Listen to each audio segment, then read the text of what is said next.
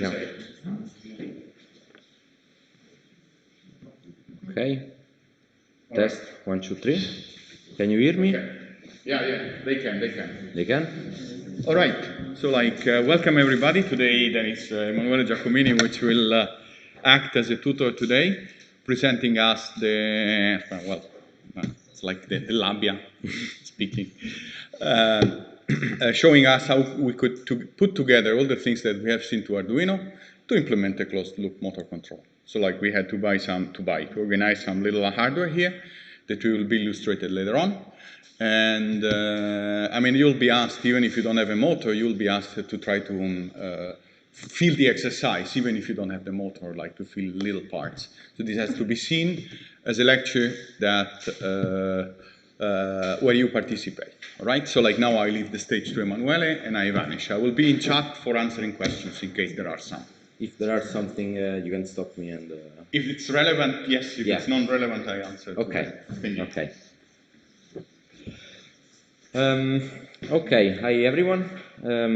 This exercise we're gonna, as Giorgio said, we're gonna try to implement a closed-loop controller for a DC motor. And I want to place some context on the problem. You know what? You weren't listed. I'm not online? No, okay. Now you're online. I'm online. Okay, so I'll start back again. In this exercise, we're going to take a look at a closed-loop control exercise. And again, I want to make some context on the problem. So I want you to imagine to realize differential drive mobile robot. And there are many occasions in which you may have to build such a robot. And you can decide to build a differential drive one because it's the easiest platform that you can develop in a short time. Since this type of platform only requires a platform that can be made out of wood, even, a set of 2 motorized wheels, where each motorized wheel actually requires a mechanical wheel, a brushed DC motor, electric motor, and an H-bridge circuit that can be used to drive this motor. And to conclude, we also need a caster wheel that we can place on the back of the robot in order to have a balanced platform. Now, we want to make a test with this platform. So we attach the motors, attach everything, and then try to apply the same speed control to both these motors. And what we actually expect to happen if we take these 2 motors and tell them to go straight forward. Imagine that the motors are perfectly parallel with each other, we have the same wheels, and so forth. The first possibility is that you connected wrongly the direction pins, and thus the robot will go backward, even though we want it to go forward. The other possibility, if everything goes well, is that the robot should go perfectly straight. And there is also another possibility in which the robot actually starts going on a curve. Well, if we try to run this experiment, we will actually notice that the robot is not able to go perfectly straight, and in fact will try to follow a curve on the plane in which he is moving. And the main problem is the fact that even though we are using the same motor built by the same company, not every motor is exactly identical to another one. So imagine that there are maybe some micrometers of difference between the coils of one motor with respect to another, and this little difference will produce a different behavior given the same input control on these motors. And there are few possible approaches to solve this problem. One is to trying to calibrate the speed channels, the speed command that we give to these motors in order to balance their speeds. Or another approach is to use a closed-loop feedback controller to fix this problem. Regarding the first option, we actually want to tell you that doing this calibration procedure is quite complicated, mostly because the effects of these changes on the motors are not linear or constant. And with the exercise that you're going to make today, we actually tested two identical motors and tried to apply different speed controls to these motors, and we obtained the graph that you can see in the slide. And you can see that despite being identical, there is a slight window between 0 and 100 of P1 signal in which the two motors respond in a different way. And you can also see that the difference is not really linear or constant, and thus it is not really easy to find a rule to obtain the same speed from the two motors. Plus, even if you calibrate these motors, as soon as you apply a load on the motor, the response of it will change, and thus you will still have a robot that goes on a curve instead of a straight path. The other option is to instead try to measure the angular velocity of the shaft of the motor and use this information to obtain a more reliable way to control these motors. We can in fact give to these motors an input command that is based on the angular velocity that we expect the robot to have, and using encoders we are able to read this velocity. From these two informations we can obtain an error value that tells us how much the speed of the motor is different from the one that we expected. And then we can use this error to produce a closed-loop feedback controller that brings the error to 0. Of course, you will get to know more these controllers on other courses like Robotics 1, Robotics 2, sorry, and Autonomous Mobile Robotics. But for this context, we're going to take a look at a famous model-free controller, which is called PID, or Proportional Integral Derivative. You can see on the slides a simple diagram representing the PID. We give in input to this controller a desired control command UD, and from measurements coming from the motor, we obtain this error term. The error term is then transmitted to 3 independent modules. Of course, one of them is the proportional module, the other is the integral and the derivative.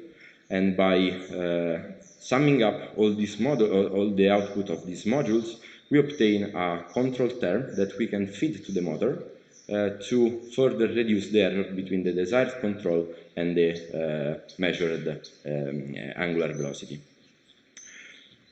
Since we are working on microcontrollers, we also need a discretized version of PID, since we cannot really implement an integral or a perfect derivative on the microcontroller. So keep in mind this slide. In the exercise folder you have the slides, so you may want to take a look at this precise slide, since you will need it to implement the exercise. And regarding the exercise that we designed, we want you to build a motor class that aims to abstract the handling of the H-bridge and the encoders. And at the same time, we give you all the other submodules that are required in order to drive and control this motor. But before showing you the code, actually I want to talk a little bit about our development to develop this exercise, since we have different problems that we must handle in order to achieve this behavior. So, given our setup, you can see here on the slides we have an Arduino Mega, a battery, an H-bridge controller, which we will see later in the slides how it works, and a motor DC, a DC motor with an encoder interface. And we mostly want to solve a problem of communicating between Arduino and PC in order to send commands to the motor or read the measured velocity. We also need to solve the problem of controlling the motor, so how to let the motor choose the direction of rotation and the speed. And finally, we also want to have a way to measure the encoder readings.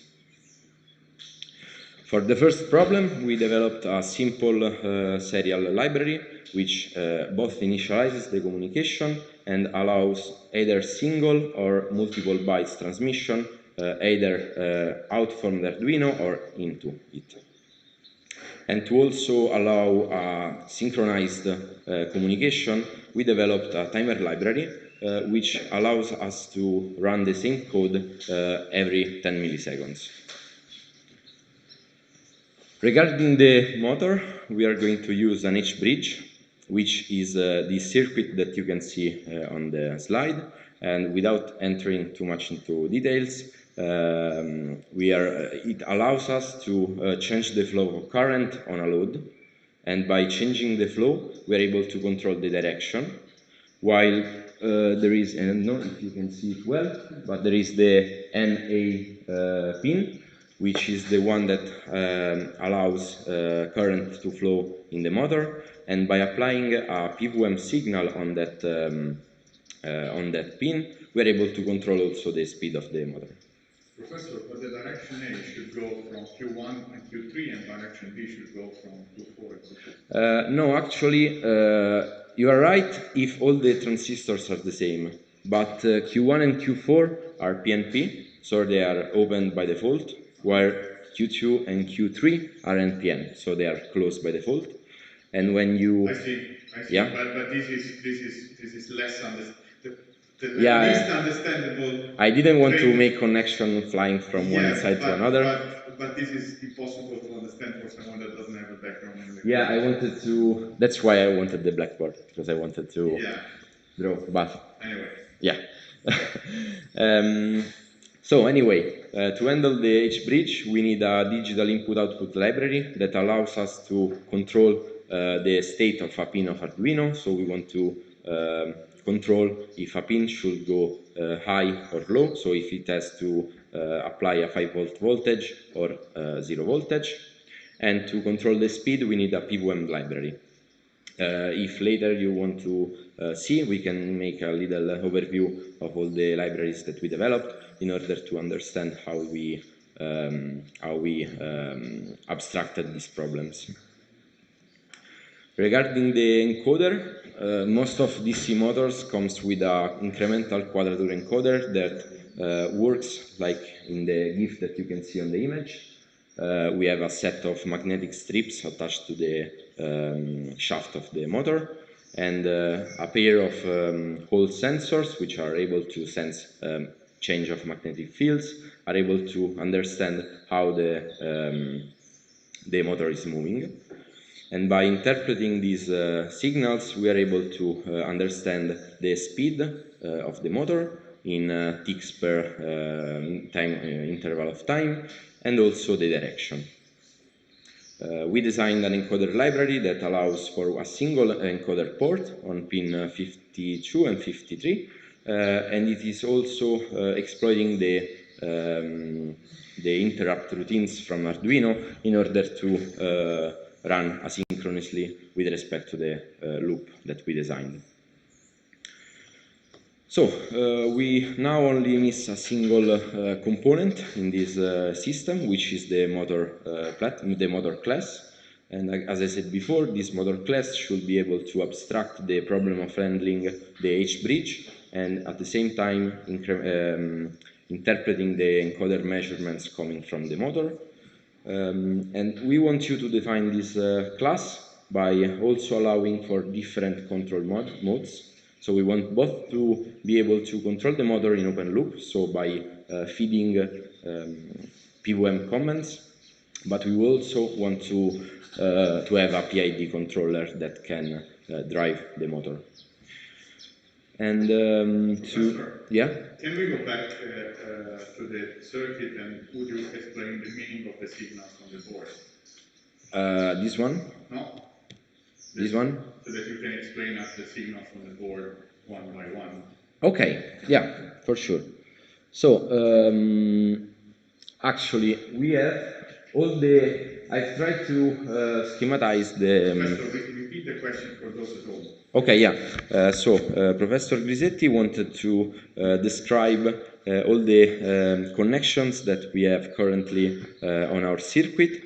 Here in this slide you can see mostly all the wires that are connected in our real experiment. And actually, all the green wires are used to command the encoder. So we have... you can use the mouse. I can use the mouse, really? If you have a mouse. Yes. So, okay. But you don't see it on the screen? No, I don't see it on the screen, because it's not mirrored. So, we actually are using, wait, let me see. Okay, the red and black wires from the motor goes to the H bridge and are used to actually send the drive commands to the motor. So it's like the current, yeah. Commands looks like. Okay, yeah. So these are the wires where current flows in and out from the motor. While these four green wires are used both to supply voltage and current to the encoder and to read the two channels of the encoder itself, which are the blue and gray one, and that goes to 52 and 53 of Arduino. Then we have the set of three connections from the H bridge, which goes to pin 4 and 5 for the direction of the motor, while 13 for the speed. And then we have, of course, the connection from the battery that goes towards the H bridge and is used to supply current to the motor. What's the meaning of the pins? How do you control the speed? Okay, again, the professor asked how we control the speed of the motor, and the idea is to use a PWM signal. I don't know if you are familiar with PWM. Kinda, yes? You are? Okay, but for short, again, PWM is this modulation of signal in which we change the duty cycle of a square wave. So by increasing the value on Arduino of our PWM signal, we actually increase the time percent in which the signal is high inside a period. So, for instance, a PWM of a 100% signal on PWM is like a full 5-volt signal, while reducing this percentage actually brings the signal to a square wave with ever so short period. I don't know how to explain better. But I mean, actually, like turn on the H bridge, maybe we can, and then try. Do you have OBS? Yes, here. Make yourself bigger. I make myself bigger. Sorry. For those at home, because those in class see. Put the H bridge. Yeah. Wait. Okay.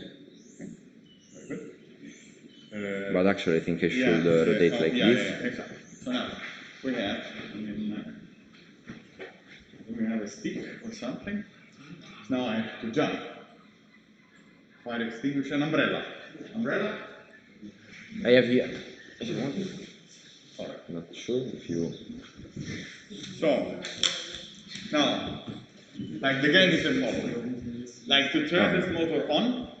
I mean now, if those two were these were normal switches, you would have a wire that closes these two switches, and you would have a wire that in common to these two switches, right? Now, if we want to send the motor in one direction, we need to close this and this, right? So that the current flows this way, and the motor spins in one direction, right? Want to send the motor in the other direction, we close this, and the current flows this way. Okay, guys? Now, by the way, these transistors are, someone is default open, default closed. Just ignore that for a second. Now, just imagine that we control either these two switches or these two other switches. Okay? So we need two wires to decide which of the pair of switches is on and off. That in turn means which direction controls in which direction we want to send the motor. Of course, we will always be driving these switches either A-B, so either one off and the other on, or the other way around, because if we would just like turn them all together, we will generate a short circuit. Okay, guys? Is that clear? Now, if we would just have these two wires and we will connect these to the battery, then we will have the motor then doing the maximum in one direction and the maximum in the other direction, which is not what we want, right? Because we want to be able to modulate the speed of the motor. But to be smart. And so, what we do, it's horrible, because this normally you have VCC. Yeah, but what we do, somehow, we put a magic component here that another transistor, in fact, and we control the amount of VCC, of voltage, that we provide to the network with the PWM. So if here we set the PWM at 50%, the entire network will be between the half of the tension of the battery and zero. If we send a 25% PWM, which means 25% of duty cycle, we will have that the entire network, we will reduce somehow the voltage of the battery.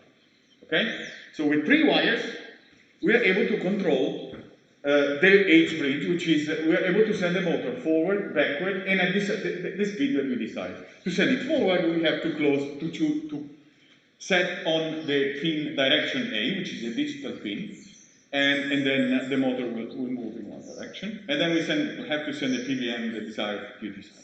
To send the motor the other way, we have to do the other story. And by modulating the PWM, we decide to move the motor faster and slower. Now, actually, like you never use the BJT transistors in an H bridge because they are the worst possible choice that you can do. Because they are not like well suited for the digital, and you need to polarize them and a lot of other things. You normally use MOSFETs. That's made for this sort of application. All right. Well, this for those that are. Now, having said what you need for controlling, which are the pins that you need for controlling the H bridge. Sorry, this was required because if you were inside electronics, then you say, oh, yeah, it's obvious, but you're not, and so like it's better that you have a little bit of explanation. And we will also make another version of this slide with a real H bridge. Yeah. Okay. Even if the wires cross, it's much better than distinguishing between PNP and NPN. Okay. Okay? Even if it's more elegant. Yeah. All right, now you can become smaller and in a corner. I can become smaller and in a corner. Okay.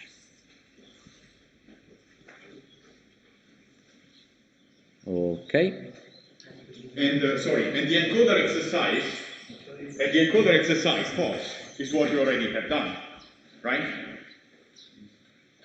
No, we have done it last time. And the only thing that you needed to do in order to have this encoder is to attach it to an interact. And we have seen the example of PC interact last time, because we have seen how to attach an interact on pin change. That was the last slide of the lesson. And you can simply say, okay, whenever there is a change in these pins, call the encoder routine, pass into the encoder the value of the 2 pins that I monitor. Okay? Mm-hmm. I mean, if they want, we can also make a slight overview of the code. Yeah. Well, I mean, then let's, okay. Are we done? In theory, yes. Yeah. I wanted just this thing to conclude the slides, and we actually designed this exercise to be easy. So for simplicity, we developed our libraries to handle just a small subset of all the pins of Arduino. So the digital input-output library only handles a single register, which means we are only able to control at most 8 pins on Arduino. We decided to use the register E, and we suggest you to use the 4th and 5th bit of this port, which are attached to the pin 2 and pin 3 of Arduino. The PWM library only handles the pin 13, so you can also visualize with the LED on the Arduino if the PWM is working. And the encoder, there is only an encoder port on 52 and 53, and just this. So. Yeah, I mean, then I'd say you can Another thing that we can do is to show them the system in action. Okay, I'll have to. And then giving them, how to say, giving them an overview of the let's say libraries. This is just the simple functions that provide you a little bit higher level. That provide you a little bit higher level view of, you can say, put the pin 7 on or put the pin 7 off, instead of going to look at which port and which register we've stimulated. Is that clear? It's like what the Arduino IDE does. Or it's not IDE, like rubbish that you link against. So, 1 minute.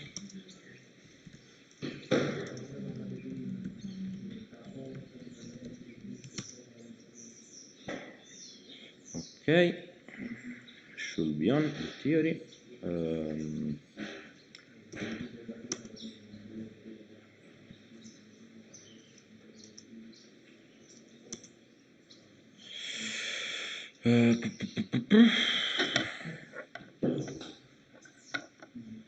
Sorry.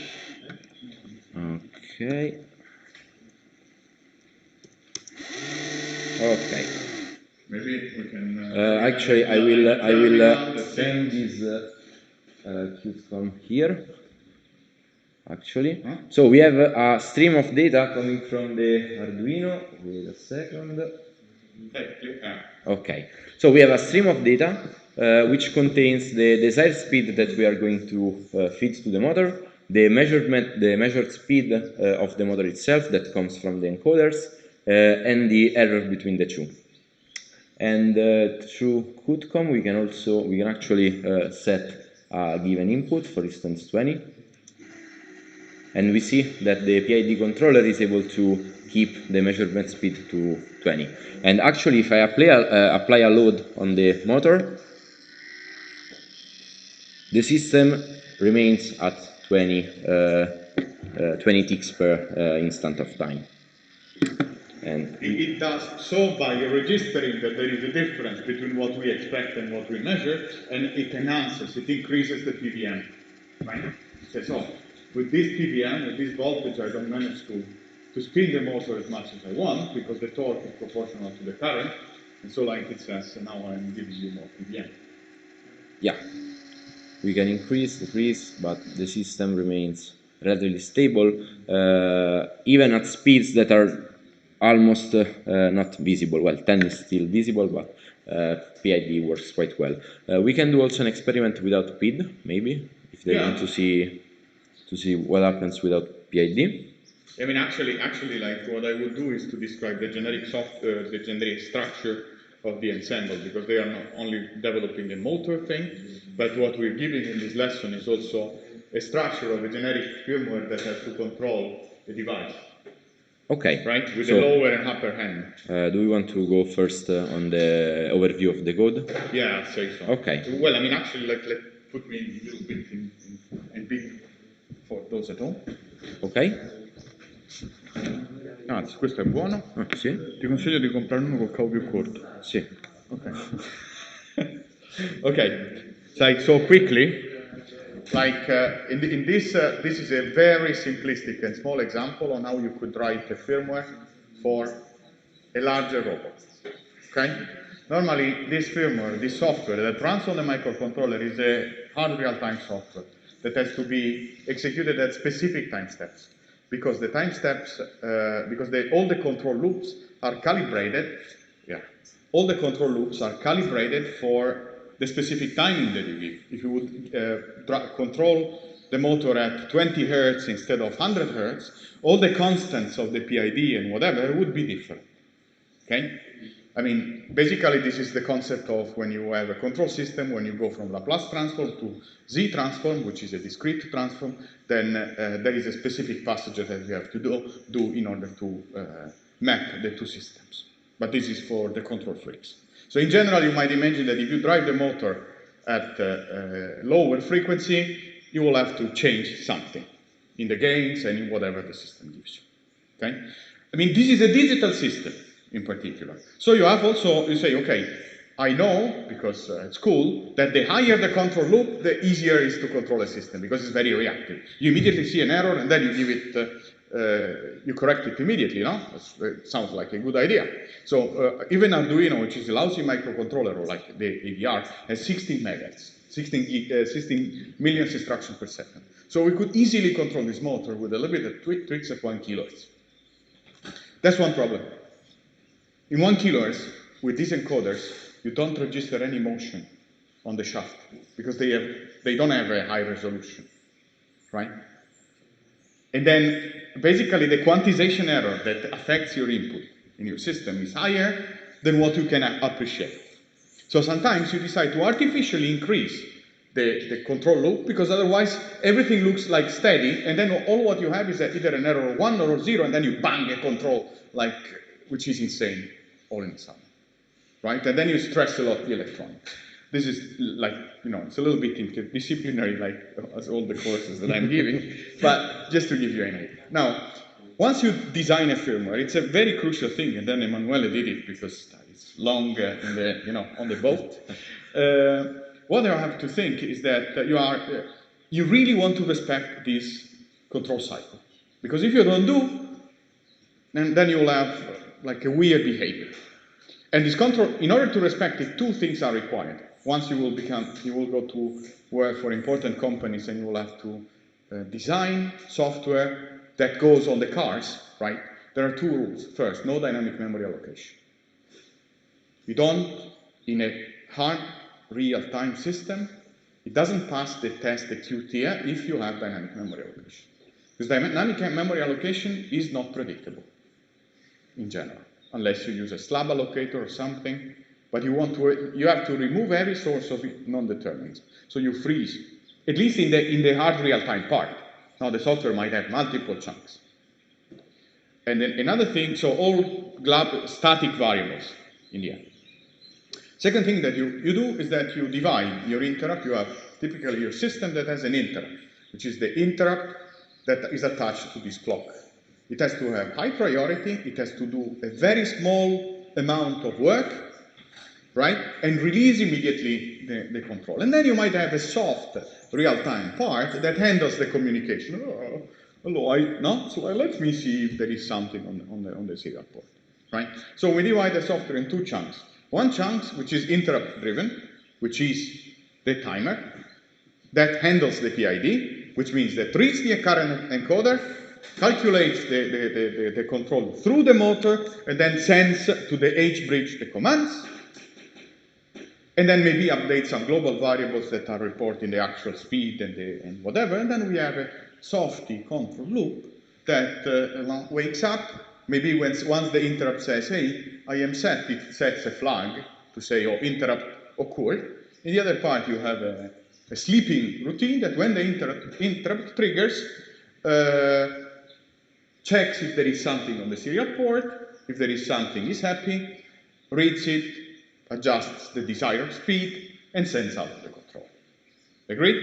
In this way, the slow part and the unpredictable part, which is the communication, is dealt with outside the interrupt routine, and it's dealt within a main. So there will be main while one, if interrupt occurs, do these things. But if in between the communication and interrupt occurs, then it's served. Okay? So if you have to design a mobile robot, you do it this way. Oh, and actually it's simple, because now you put two motors instead of one. You put a small integration of the wheels for estimating the motion on the plane, and you're done. Sorry, that was required. Now, he will show you these fragments of code, and then we will work on it. Okay, I'll bring the camera back to me. I'm a little... Okay, here we are. Okay, so I'm putting on screen the... darker the background so that it's less visible for the people. Ah, yeah, sorry for the ones at home, but you will suffer the white theme.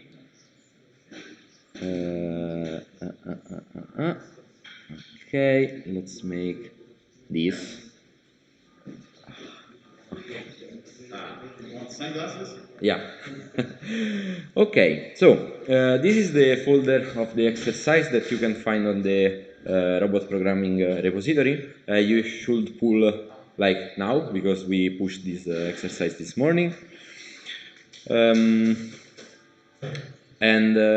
Okay, so you see that in the folder we have a set of libraries. We're going to briefly take a look at every library to understand how they're working. So first we have digital input-output, which again handles all the section related to driving a pin of Arduino, either high or low. So we can transmit binary signals on these pins.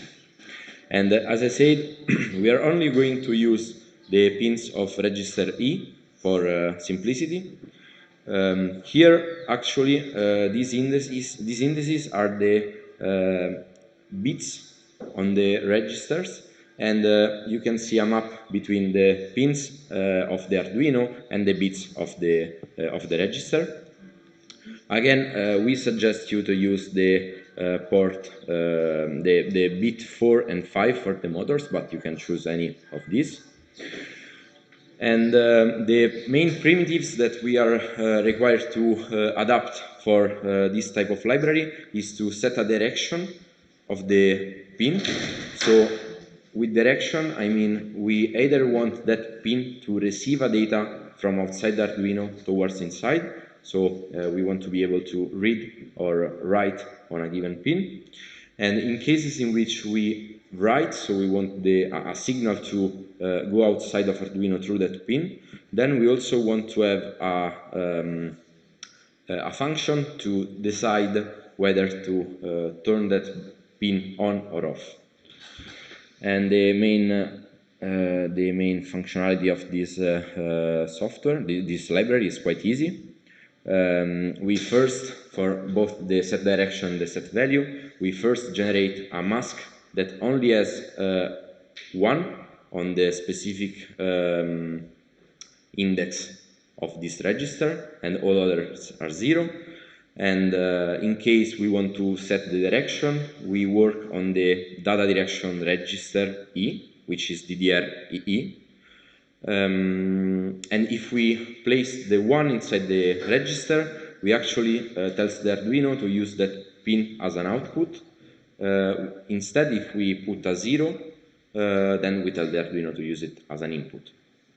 And the same argument applies for the set value, in which we again develop this mask, and then we operate on the port, which is the port output register, if I'm not wrong, by setting a bit of this register to 1, we actually output a 5-volt signal, and with 0 we apply 0 voltage. You can go fast because they have seen. Okay, perfect. The other library, let's go with P1. Also for the encoder, they did the exercise. Okay, so I will briefly step on it. PWM, same argument. In this case, we only use 1 pin, so with the initialization routine, we only tells the Arduino to set up all that pin for PWM signal, again the pin 13, and with the set duty cycle, we can decide the duty cycle percentage of high voltage on a period. We have the timer, in which we can we can choose an interval of triggering for the timer. We suggest 10 milliseconds, which is a reasonable period for the loop running, but you can change it. You can change it for seeing how varying this interval can alter. You don't have a motor, so well, you don't do it. But what we could do is to, for some of you that are ready, we could get your program, the hex, and then we can flash it on the board and see how it goes. Right? On this board. So you have to speak with the pins that are on the website. Can you repeat for the folks? Yeah, okay. For the ones that are in lecture, if you have an Arduino and you finish the exercise, you can come here and try out your code on the real motor.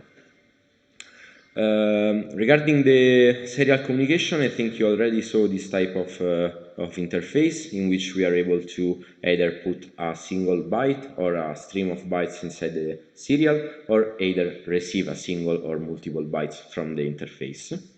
I won't go into details on the implementation. So you can get a chart, put a chart, yeah, put a string, get a string, and see how many bytes are there. Or not each chart, no? It's like arrays available. Yeah, arrays available. How many characters do we have? Like, yeah. You can ask the serial port, hey, did someone send you some bytes in between? And if the answer is 0, then there's nothing in the buffer. Otherwise, you can ask for this number of bytes. Is it with inter, the serial port? No, for this context, no.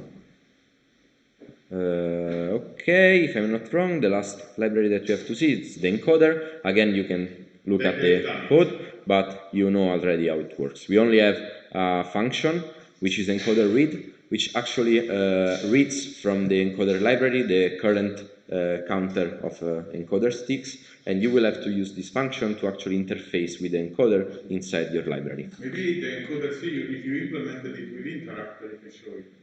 Oh, okay, yeah. Yeah, because they didn't see the interrupt.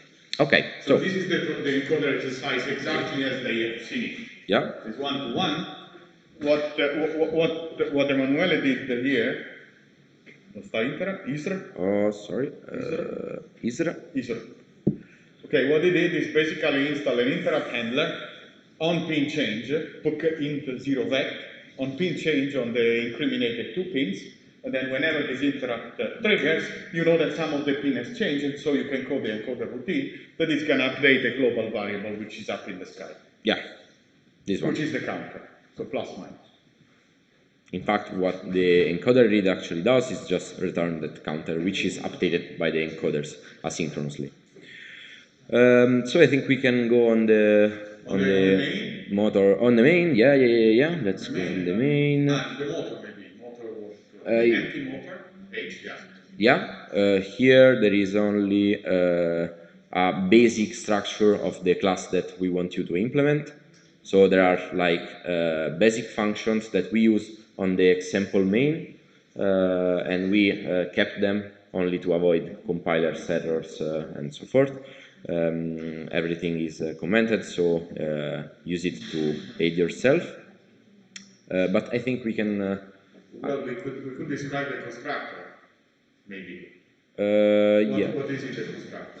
Yeah. Okay. So the main idea when you supposedly use a motor library in firmwares is that you want to define this motor by telling it in which pins it should write in order to drive the motor itself. So for this specific case, the H bridge, yeah. So in theory, you should give to it at least 3 pins, or 3 pins.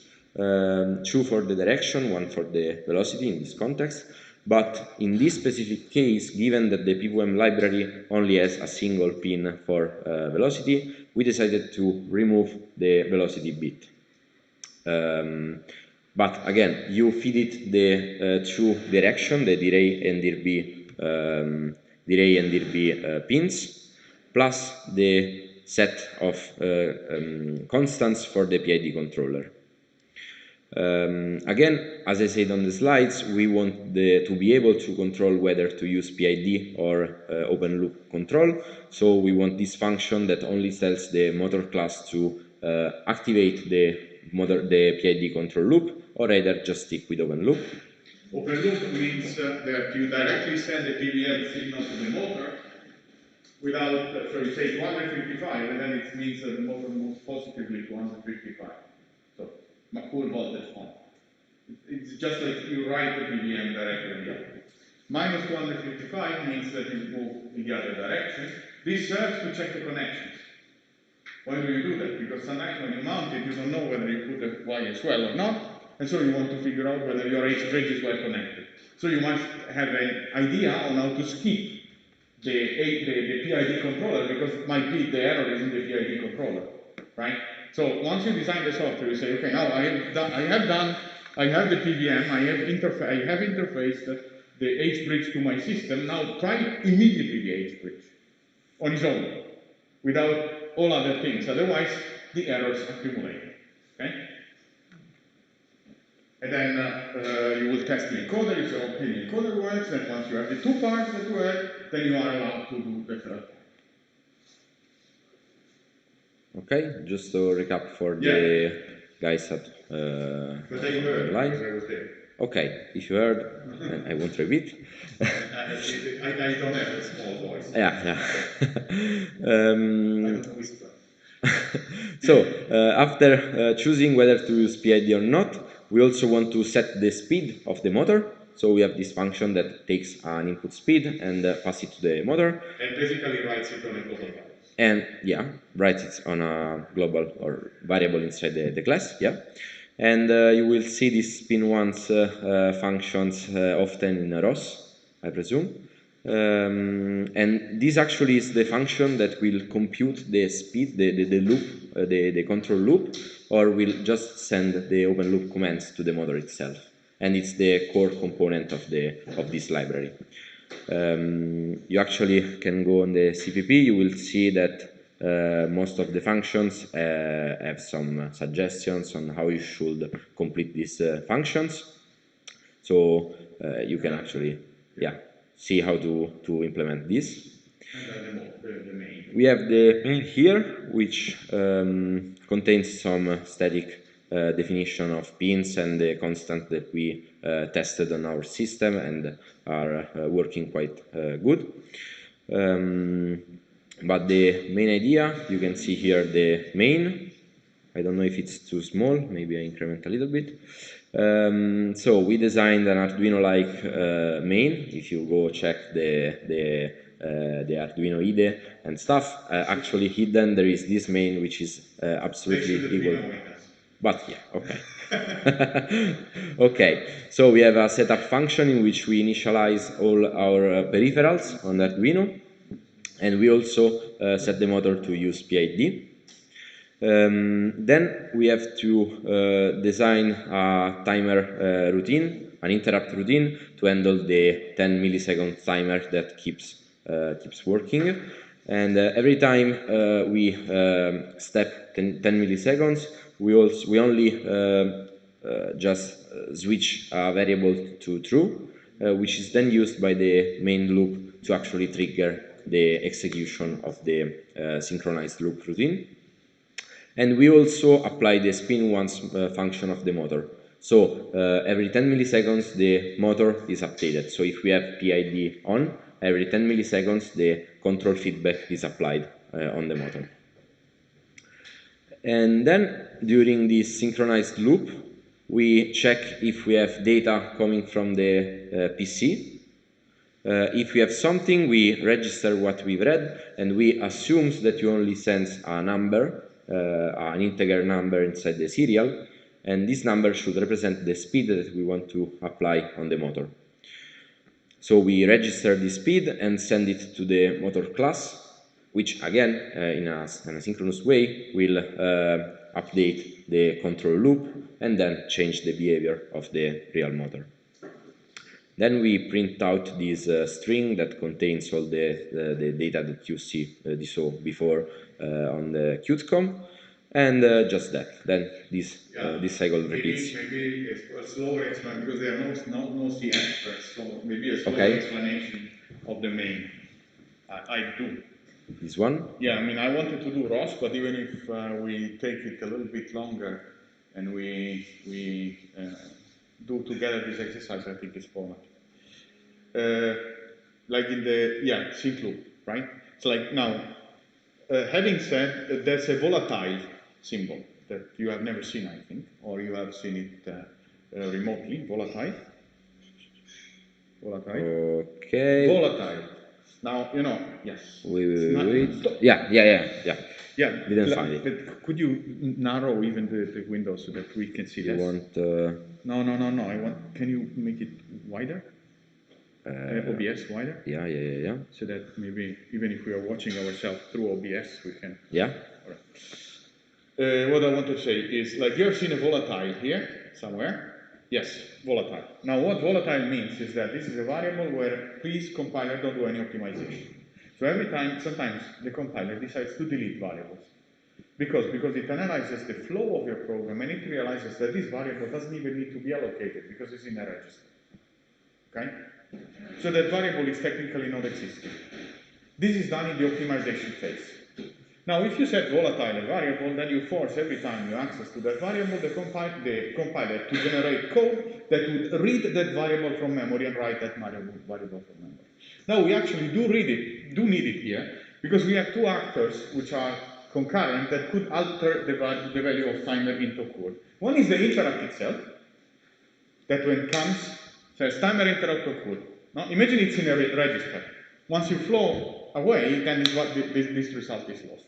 On the bottom, what we're doing in the main is if timer int occurred. Now, the optimizer goes here.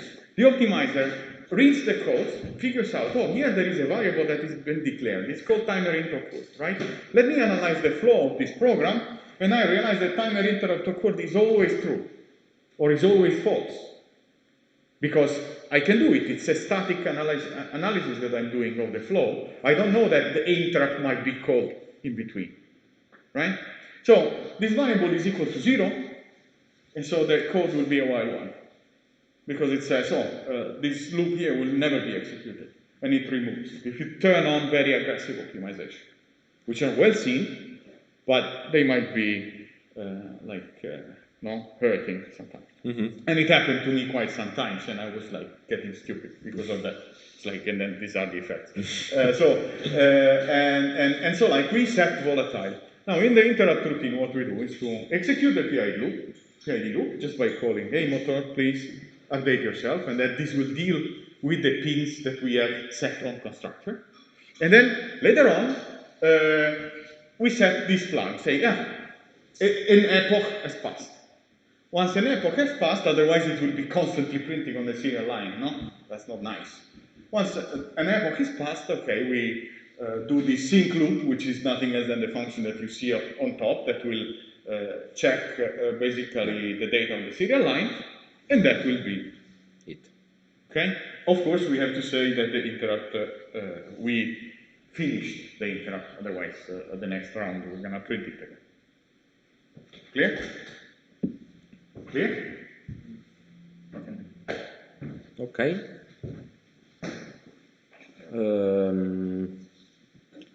So okay, I think this is it. Maybe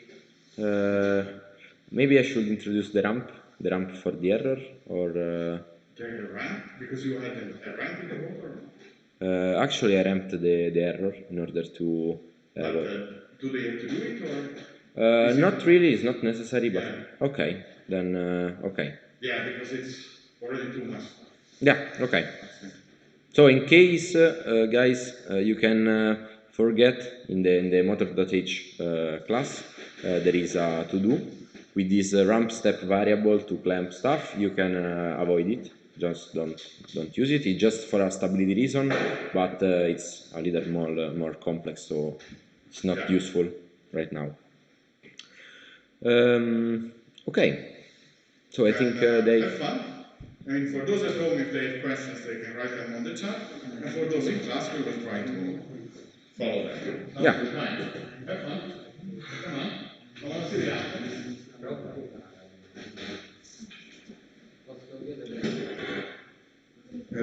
Muta chiudi perché adesso partono il linguaggio reale.